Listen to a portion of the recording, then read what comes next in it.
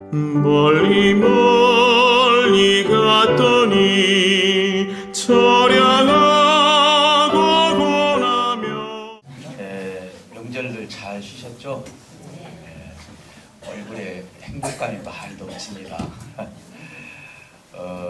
오늘은 지난주까지는 우리가 사울과 다윗에 대해서 우리가 말씀을 나눴다면 이번에는 하나님께서 무엇을 주시는가에 대해서 몇 주 동안 우리가 말씀을 나눠보도록 하겠습니다. 오늘 첫날인데 생명을 주시는 하나님의 말씀이다 라는 제목을 가지고 우리가 피차 은혜를 나누고자 합니다. 오늘 본문 말씀에서 인생에 있어서 핵심적인 내용을 보게 되면 본문 말씀입니다. 그것은 바로 무기력함이다 이렇게 볼 수 있습니다. 힘이 있어도 해결할 수 없는 상태. 우리가 살다 보면은 재력도 있고 그리고 권력도 있고 또 나름대로 내가 건강하고 그렇다 할지라도 내 마음과 내 뜻대로 되지 아니하는 것이 인생에 있어서 굉장히 많은 부분을 차지하게 됩니다. 바로 오늘 소개된 야이로라는 사람입니다. 저는 이 야이로라는 사람을 먼저 한 3가지 정도를 소개를 한 다음에 우리의 삶과 좀 비춰서 우리가 어떻게 인생의 삶을 살아갈 것인지를 말씀을 통해서 교훈이 되는 역사가 있으시기를 주님으로 축복합니다. 이 야이로는 바로 휘당장입니다. 이 당시에 휘당장이라는 것은 굉장한 큰 권한을 가지고 있는 사람 중에 한 사람입니다. 왜냐하면 이 사람은 지휘력도 있고요, 권력도 있고, 통제력도 있고, 결정권도 있습니다.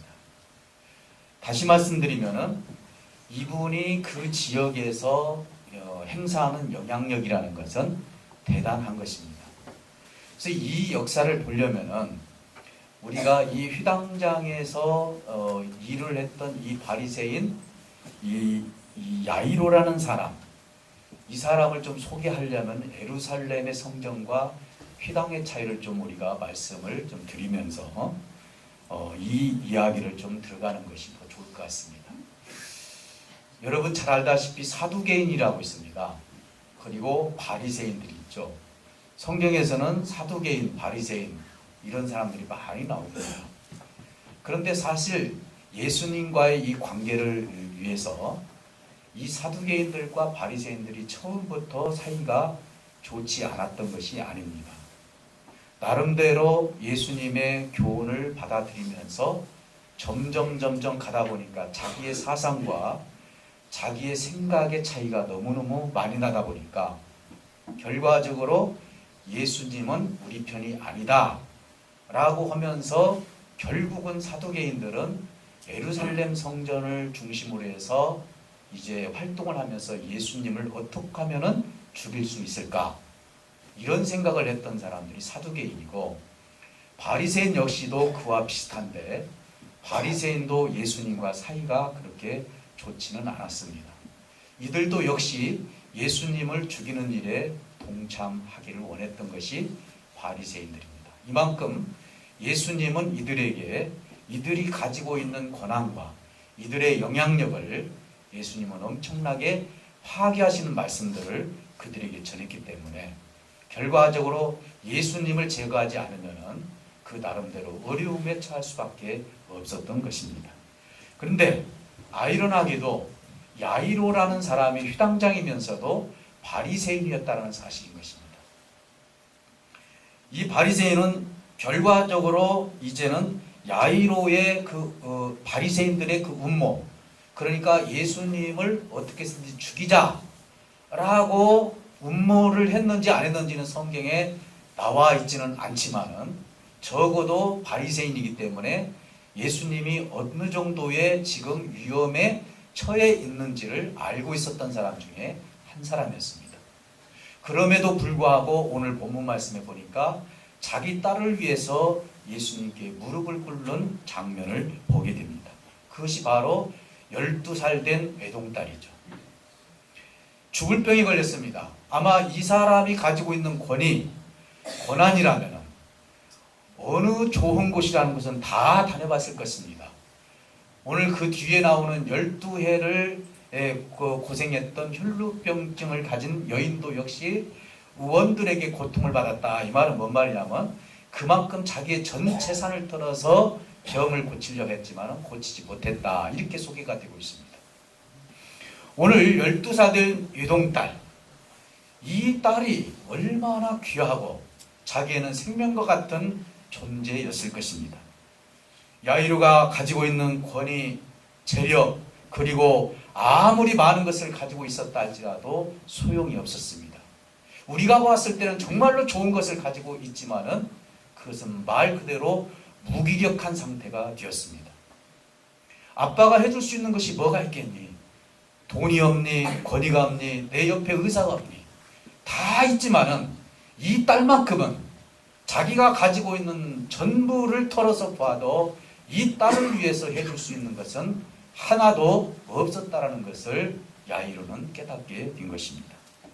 정말 이것은 절망이었습니다. 사랑하는 성도 여러분, 그러나 야이로는 참으로 축복받은 사람 중에 한 사람이었다는 것을 알 수가 있습니다. 왜 그러냐? 우리가 절망에 빠지고 무기력에 빠졌을 때는 자기 스스로 그 절망 가운데 쑥 빠져들어가서 인생의 어려움에 처해 있는 사람들이 이 땅에 얼마나 많이 있는지 몰라요. 자기가 바리새인이면서도 그 주변에서 예수님께서 어떤 활동을 하고 계시는지, 병든 자를 고치고 죽은 자를 살리고 그러면서 자기의 무기력함 때문에 결국은 생각해낸 것이 예수님을 만나면 되겠다라는 생각을 가지고 있었던 것입니다. 예수님만 만나면은 내가 가지고 있는 모든 이 권위와 내가 가지고 있는 모든 재력이 아무리 많은 것을 가지고 있다 할지라도 할 수 없는 일을 예수님은 할 수 있겠다라는 작은 소망이 생기기 시작합니다. 그 당시에 예수님은 갈릴리 호수를 오고 가면서 말씀을 전하는 시간이었습니다. 그때 야이로가 예수님 앞에 엎드렸다 그랬습니다. 바리새인이요 예수님께 엎드렸다는 것은 대단한 일입니다. 이것은 수치거든요. 여러분 이 요한복음을 쭉 보면서 니고데모라는 사람을 여러분 기억하실 것입니다. 니고데모도 바리새인이죠. 니고데모가 사실은 영생에 대해서 갈증이 느꼈죠. 그런데 예수님을 만나보고 싶은 마음이 있었는데 이 니고데모가 할 수 있는 방법은 저녁에 몰래 예수님을 찾아가는 것밖에 없었습니다. 그만큼 바리새인들은 예수님과 접촉하는 그 자체가 굉장히 어려웠던 것입니다. 근데 야이로는 수많은 군중들이 모여있는 상태에서 예수님 앞에 자기 딸을 위해서 무릎을 꿇었다는 것입니다. 저는 이것을 보면서 참 우리 부모님들이 내 자식을 위해서라면 무엇이든지 다 할 수 있겠구나. 내 자식을 위해서라면 전부를 줄 수 있는 것이 부모의 마음이구나 라는 것을 생각하게 됩니다. 야이로 역시도 이 딸이 없이는 살 수 없을 정도로 희망을 걸고 이 딸을 지극히 사랑했다는 사실을 알 수가 있는 것입니다. 사랑하는 성도 여러분, 무엇이 야이로가 주님 앞에 엎드리게 했을까요? 그것은 어떤 존재와도 바꿀 수 없는 사랑하는 12살 된 딸 때문에 무릎을 꿇을 수밖에 없었던 것입니다. 삶의 보람도 죽어가는 딸 앞에서 무기력해지기 시작을 합니다. 결국 자기의 실상을 보게 됩니다. 나는 이게 뭐냐? 내가 그동안 휘당장의 일을 하면서 수많은 재력을 가지고 있었고 권위를 가지고 있고 결정권을 가지고 있고 심지어는 재판까지 할 수 있는 사람이었는데 내 딸 하나 살릴 수 없는 이 모습, 결국은 자기의 딸의 모습을 통해서 결국은 자신을 보게 되었다는 사실인 것입니다. 여러분, 우리가 살아가면서 어려움을 당합니다. 그리고 내가 아무리 많은 것을 가지고 있다 할지라도 무기력증에 걸릴 때도 있습니다. 이럴 때 정말 지혜로운 사람이라면 절대자인 하나님을 찾는 지혜가 있을 줄 믿습니다. 이것이야말로 내가 살 길이고 이것이 바로 나의 자신을 온전히 깨달아서 하나님께 맡기는 삶일 것입니다. 그 어떤 것도 자기에게 가장 소중한 딸을 지켜주지 못했기 때문에 이는 죄책감에 빠졌을 것입니다. 우리 어린아이들이 병들어서 태어났을 때, 그리고 정말 어려운 가운데 태어났을 때 내가 죄책감을 가지고 사는 부모님들이 얼마나 많이 있습니까? 정말로 이 모습을 봤을 때 내 발 하나 띄워주고도 싶고 손 하나 띄워주고 싶은 것이 부모의 마음인데 이 죄책감에 쌓여있는 야이로의 마음을 우리가 알 수가 있습니다. 절망합니다. 결국 이 무기력 때문에 예수님을 보게 됩니다. 오늘 야이로를 통해서 가장 큰 것을 우리가 깨달을 수 있는 것은 바로 그것은 삶의 주도권이 내가 아니라 예수님이라는 사실을 야이로가 이제는 깨닫기 시작합니다. 내가 아무리 많은 것을 가지고 있다 할지라도 내 사랑하는 딸을 위해서 무엇인가 줄 수도 없고 생명을 살려줄 수 없는 나라면은 내가 그동안에는 회당장으로서 모든 삶의 주도권이었고 그리고 많은 사람에게 주도적으로 너 이렇게 살아라 저렇게 살아라 이야기를 했지만은 정작 자기 자신의 주도권이 이제는 허물어지기 시작하는 것입니다. 그것이 바로 어떤 일입니까? 자기 사랑하는 딸이 죽어가는 모습을 보고 주도권이 나에게 있지 않음을 고백하는 장면이 된 것입니다. 여러분, 많은 것을 가지고 있는 분들이 우리가 이제는 인생의 이제 장막을 다 벗을 때 어떤 생각을 합니까? 하나님을 믿지 않고 소망이 없는 사람은 정말 그 자체가 절망적인 삶이 아니겠습니까? 그동안 내가 큰 기업을 이끌었고 그동안 내가 주도적으로 모든 삶을 살았는데 이제는 손도 움직일 수도 없고 발도 움직일 수도 없고 내 생각대로 되지 못하는 그런 삶에 처했을 때 인생의 절망감이라는 것은 무기력이라는 것은 정말로 어려운 것입니다. 하물며 하나님을 모르는 자들이 절망 가운데 죽음을 맞이한다는 것이 얼마나 힘든 일인지를 우리는 정말로 이것을 통해서도 깨달아야 될 줄 믿습니다. 우리 삶의 주도권은 바로 하나님께 있음을 고백하시기를 주님으로 축복합니다. 아무리 많은 것을 가지고 있고 건강하고 무엇을 많이 누린다 할지라도 나의 삶의 주도권은 하나님께 있음을 야이로 같은 이 삶이 우리에게 있을 때 하나님의 기름짐의 역사가 저와 여러분들에게 있을 줄 믿습니다. 사랑하는 성도 여러분, 이제는 이 주도권이 자신에게 할 수 없는 일을 보고 깨닫고 이제는 이 무기력 속에서 새로운 소망과 생명을 얻게 됐던 것입니다. 이것이 바로 하나님의 은혜인 것입니다. 그래서 저는 가끔 보면은 정말 절망 가운데 하나님을 찾고 소망을 찾고 생명을 찾는 분들을 보게 됩니다. 이런 분들은 바로 한마디로 말하면 이것이 내가 나딘 것은 하나님의 은혜이다라고 고백할 수가 있는 것입니다. 사랑하는 성도 여러분, 야이로는 지금까지 모든 것을 자신이 통제하며 자유롭게 살 수 있는 생각을 했지만 자기의 가장 소중한 딸의 죽을 병에서 나 자신을 나의 힘으로 통제하지 못한다는 것을 깨닫게 됩니다.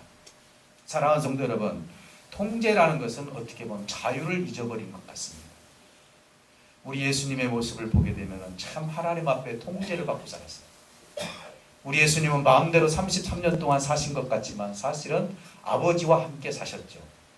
우리는 생각합니다. 누군가의 통제를 받으면 자유를 잃어버린다라고 생각하는데 우리가 하나님의 통제를 받는 것은 자유가 아니라 자유를 잃어버린 것이 아니라 자유롭게 산다는 사실을 믿으시기를 주님으로 축복합니다. 왜 그렇습니까?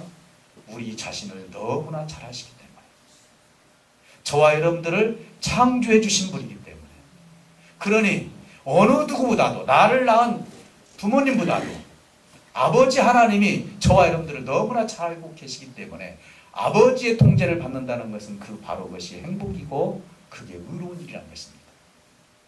바울 이제는 야곱에게 뭐라고 말합니까? 도망자에서 이제는 하나님을 겨루어서 이겼다 해서 이스라엘에서 이제는 너는 의로운 자다 해서 여수론으로 바뀌지 않습니까? 이 여수론이 됐다는 것은 의로운 자가 됐다는 것입니다. 하나님의 통제를 받았다 이렇게도 해석할 수가 있는 거예요. 오늘 우리는 많은 것을 누리고 많은 것을 가지고 있었을 때 내가 내 자신을 통제하려고 합니다. 내가 가지고 있는 권력, 내가 가지고 있는 재력, 내가 가지고 있는 이제 건강 이 모든 것을 통해서 하나님 없이도 살 수 있다라고 생각하는 경우들이 너무너무 많다는 거예요. 오늘 일부 예배 때도 제가 그런 말씀을 드렸습니다. 우리 청년들이요 갈수록 하나님에 대한 개념이 없어지죠. 심지어는 하나님이 계시지 않는다라고까지도 이야기합니다. 하나님이 싫어하시는 것까지도 믿는 크리스찬 청년들이 때로는 그것도 괜찮다라고 인본주의적인 생각을 가지고 찬성표를 던지는 경우도 있습니다. 정말 하나님이 나를 주도하는 하나님의 주도권을 받는 청년들이 있다면 그 청년이야말로 다니엘과 같은 삶, 다윗과 같은 삶으로 이게 번져갈 수가 있는데 지금 참으로 우리가 가슴을 치면서 기도해야 될 것은 우리 대한민국의 청년들이 이런 부분에 대해서 점점 하나님에 대한 개념이 죽어져 가고 있다는 사실인 것입니다. 그러니 내 자신을 내가 통제하려고 합니다. 야이로도 자기 자신을 자기가 통제를 했지만은 이제는 내가 통제를 하는 것이 아니라 주님께서 통제를 해야 된다는 사실을 깨닫고 주님을 찾아갔던 것입니다. 우리 주님도 이 땅에 사시면서 아버지의 통제를 받았습니다. 그리고 어떤 기적과 이적을 나타날 때도 하늘을 우러러보면서 아버지께 기도를 했습니다. 이것은 아버지의 통제를 어떻게 받는지를 우리 인생들에게 보여주는 장면입니다. 육을 입고 오신 우리 예수님이 우리 절대절명적인 우리 하나님 앞에 통제를 이렇게 받아야 된다는 사실을 우리 주님을 통해서 우리에게 가르쳐 주던 것처럼 야이로 역시도 내 생각대로 사는 것이 아니라 하나님 앞에 내가 통제를 받고 예수님께 통제를 받을 때 진정한 신앙의 삶을 살 수 있다는 것을 깨달았다는 사실인 것입니다. 이런 야이로에게 예수님은 어떻게 대하십니까? 저는 오늘도 예수님께서 우리를 얼마나 온유하게 대해주시고 사랑스럽게 대해주시는지를 알 수가 있습니다. 절대로 우리 주님은 감정적으로 우리를 대해주지 않습니다. 야이로가 어떤 사람인 줄 알고 있습니다. 어떻게 보면 여기서 보면 야이로는 자기 딸을 위해서 무릎을 꿇었습니다. 물론 믿음이라고도 볼 수 있겠죠. 그러나 예수님 입장에서 봤을 때는 어떤 생각을 할 수 있습니까? 너는 장차 바리새인으로서 나를 죽이는 자리에 있지 않겠느니라고 하면서 어떻게 보면 야이로를 그렇게 판단할 수도 있었을 것입니다. 어떻게 보면 우리 주님은 이것을 불쌍히 여겨주셨습니다. 그분이 가지고 있는 어떤 직분을 보지 않았습니다. 도움과 사랑이 필요한 사람으로 보았습니다. 그리고 계급과 계층에 상관없이 우리 예수님은 그를 온유하게 받아주었다는 것입니다. 우리는 어떻습니까? 당신이 나에게 잘해주니까 더 기도해주고 당신이 나에게 이렇게 해줬으니까 더 이렇게 해주고 오늘 우리가 선물을 많이 교환을 합니다. 그래서 저희 부모 세대도 그렇습니다. 누군가가 명절 선물을 주면 다시 무엇인가를 안 주면 못 견뎌요. 당신이 이만큼 줬으니까 나도 이렇게 줘야 된다. 네. 여러분 선물도요 정말 기쁘게 받는 것도 상대에게 기쁨이 된다는 사실을 믿으시기를 주님을 축복합니다. 그게 또 필요하더라. 또 내가 따로 줄 수는 없을지라도 받기만 하다 할지라도 그걸 기쁘게 받아들일 때 진짜 그게 선물이라면 주는 사람에게 기쁨이 되는 것입니다. 오늘 우리는 우리 예수님께서 계급과 계층, 그래서 우리 예수님께서 이 땅에 오셨을 때 정말로 천하고 인생에 있어서 이 세상에서 버림받고 인정받지 못한 사람들을 먼저 찾지 않았습니까? 이와 마찬가지로 이제는 역으로 우리 주님께서 그런 부자를 그냥 놔뒀습니까? 부자락에 해서 우리 예수님께서 접근하지 않았습니까? 여러분 부자락에 해서 우리 예수님 접근하지 않은 것이 없습니다. 모든 고아를 막론하고 어린아이부터 어른에 이르기까지 우리 주님 모두를 사랑해 주셨습니다. 그래서 그분은 어떤 틀에 매이지 않았다는 사실을 알 수가 있습니다. 우리 예수님은 야이로의 부탁을 받고 야이로의 집으로 가게 됩니다. 그런데 가는 도중 우리 예수님은 너무나 귀한 어떻게 보면 이 역사도 우리 하나님께서 조율을 해주신 역사였겠죠. 이제는 12해 12년 동안 혈루증에 걸렸던 여인이 성경에 보니까 의원들에게 가서 아무리 고침을 받아도 이제는 하나도 고치지 못하고 오히려 더 병이 커졌다라고 이야기하고 있습니다. 저는 이 말씀을 묵상하면서 야이로의 딸이 12살이고 그리고 혈루증에 걸렸던 이 여인도 12년 동안 고생했다는 거에 한번 초점을 맞춰봤습니다. 우리 예수님께서는 왜 하필이면 12년 된 이 여인을 고쳐주셨을까? 그건 역시도 예수님께서 억지로 찾아가서 고쳐준 것이 아니라 이 여인 역시도 내가 구원을 받아야 되겠다. 우리 예수님의 옷자락만 만지면은 내가 구원에 이를 수 있겠다라는 생각을 가지고 그 수많은 군중 속에서 야이로의 집에 가는 도중에 예수님의 옷자락을 만졌습니다. 그때 예수님이 누가 내 옷을 만졌다고 이야기합니다. 제자들은 이야기합니다. 이 수많은 사람들이 누가 예수님의 옷을 만진 줄 어떻게 합니까? 그러나 내 몸에서 능력이 나간 줄을 내가 보았다라고 얘기합니다. 그러면서 그 여자를 찾게 되는데 그 여자가 이제는 무릎을 꿇고 예수님 앞에 있습니다. 내 딸아, 네 믿음대로 될지어다 하면서 평안을 구해 주었습니다. 이 모습을 왜 야이로에게 보여주었을까? 저는 이것을 보면서 12년 동안 혈루증에 걸린 이 여인도 이 믿음만 있으면 고침을 받듯이 너의 딸도 고침을 받을 수 있다라는 이것을 지금 장면적으로 보여주고 있지 않겠습니까?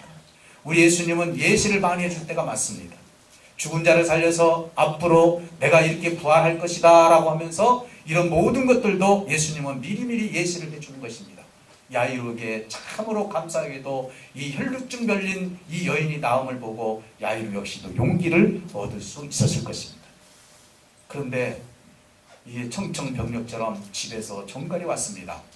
당신의 딸이 죽었습니다. 이제는 저 선생님을 괴롭게 하지 마십시오라고 하면서 더 이상 갈 필요가 없다라는 식으로 얘기를 합니다. 두려워합니다. 예수님은 뭐라고 말씀합니까? 두려워하지 말라. 네 믿음대로 믿음만 지켜라 라고 하면서 우리 예수님은 정말로 귀한 말씀을 해주었습니다. 믿기만 하라고 말씀합니다. 두려워하지 말고 믿기만 하라. 결국 야이로 집에 가서 보니까 난리가 났습니다. 이 딸은 죽었고 많은 사람들이 울고불고 합니다. 이때 야이로 집에 가서 예수님이 첫 마디가 뭡니까? 이 딸은 죽은 것이 아니라 잠을 잔다라고 이야기합니다. 수많은 사람들이 이제는 비방을 합니다. 비웃음거리가 됩니다. 그러나 아랑곳하지 않고 우리 예수님은 야이로의 부모를 그리고 또 베드로, 야고보, 요한 셋만 데리고 그리고 이제는 그 딸방에 들어갑니다. 그러면서 손을 잡고 뭐라고 얘기합니까? 달리다고. 이것을 해석하면 내가 내게 말하는 이 소녀야 일어나라 했을 때 이 소녀가 벌떡 일어나게 된 사건을 보게 됩니다. 사랑하는 성도 여러분, 야이로의 무기력이 오히려 소망과 생명을 얻게 되었다는 사실을 우리가 알 수가 있습니다. 사랑하는 성도 여러분, 자신을 온전히 내어드릴 수 있는 삶, 어떻게 보면 야이로가 아직은 믿음이 없었지만은 자기 딸 때문에 결국 생긴 것이 나의 삶의 주도권이 우리 예수님께 있다라고 맡겨드리기만 했어도 자기의 딸이 살아난 이 역사를 통해서 우리는 여기서 교훈을 얻게 되는 것입니다. 우리의 주도권이 어디에 있습니까? 직장생활, 가정생활, 사업, 그리고 여러분들이 하는 삶 속에서 혹시 여러분들 기도하지 아니하고 내 생각대로 내 마음대로 내가 주도적으로 모든 것을 지금 움직이고 계십니까? 우리 하나님은요, 적은 것부터 이루어서 큰 것까지 하나님 앞에 기도하기를 원합니다. 여러분, 작은 것부터 큰 것입니다. 심지어는 우리가 이 세상 살아가면서 정말 어떻게 보면 정말 부탁하는 것이 정말 너무 작은 것이라 할지라도 우리 주님은 그것을 말하기로 합니다. 저는 옛날에 이런 예화를 한번 들어본 적이 있습니다. 미국에서 있었던 일인데 어떤 아이가 바느질을 하다가 바늘을 잊어버렸습니다. 근데 찾지를 못합니다. 왜 찾느냐? 누군가가 이것을 밟으면 큰일 날까? 그 어머니는 이야기합니다. 이를 위해서 기도해라. 딸은 아니 이 작은 것까지도 기도를 해야 됩니까? 그러나 이 부모님은 이 작은 것이라 할지라도 하나님께 기도해야 된다. 그래서 그 딸은 기도하고 바늘을 찾은 그런 예화를 제가 들은 적이 있습니다. 오늘 저와 여러분들은 정말 어떤 일이든지 간에 주님께 모든 것을 내어드릴 수 있는 저와 여러분들이 되시기를 주님을 축복합니다. 그럴 때 자유함을 누릴 수가 있습니다. 우리의 삶이 하나님께 단련이 되고 하나님께 온전함을 드릴 수 있는 삶이 될 수가 있는 것입니다. 이사야 55장 1절에 보니까 누구든지 값없이 포도주와 젖을 사라고 말씀하고 있습니다. 오늘 이 땅에 사는 모든 사람들은 값없이 포도주와 젖을 살 수 있는 기회가 여러분들에게 있고 세상 사람들에게 있는 것입니다.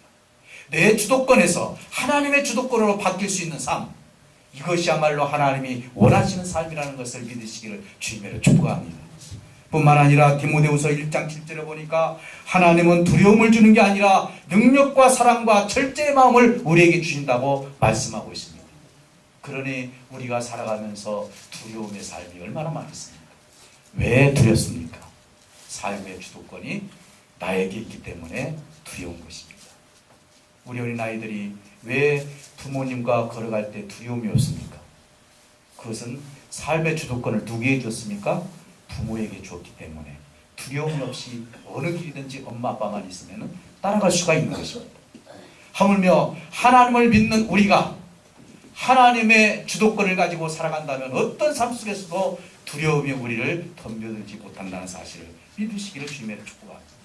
출애굽기 14장 3절에 보니까 광야에서 두려워하는 이스라엘 백성들을 위해서 너희를 위하여 행하시는 일을 봐라. 내가 너희를 구원하겠다라고 말씀하고 있습니다. 그리고 여호수아 1장 9절에 보니까 여호수아야 두려워하지 말라. 내가 너와 함께 할 것이라고 말씀하고 있습니다. 그러니 삶의 주도권을 지금 지속적으로 하나님은 누구에게 맡기라고 지금 말씀합니까? 하나님께 맡기라고 말씀합니다. 모세에게도 여호수아에게도 그리고 만 이사에게도 이제는 그 모든 삶의 주도권을 하나님께 맡기라고 말씀하고 있는 것입니다. 에베소서 5장 14절에 보니까 잠자는 자여 깨어서 죽은 자들 가운데서 일어나라 이렇게 말씀하고 있습니다. 우리 주님이 달리다 하면서 일어나라고 한 것처럼 우리가 이 삶을 살아가면서 어떤 어려움과 고난과 고통이 나의 모든 삶을 주장한다 할지라도 오늘 이 시간 야이로처럼 내 삶의 주도권을 우리 하나님께 맡긴다면 하나님은 여러분들의 어려움과 고통과 모든 삶들을 하나님의 주도권으로 말미암아 아버지의 그 기름진 삶으로 저와 여러분들을 이끌어 가실 줄 믿습니다. 이 생명의 말씀이 저와 여러분들에게 있다면 하나님은 이것을 통해서 하나님의 큰 역사를 이루 가실 줄 믿습니다.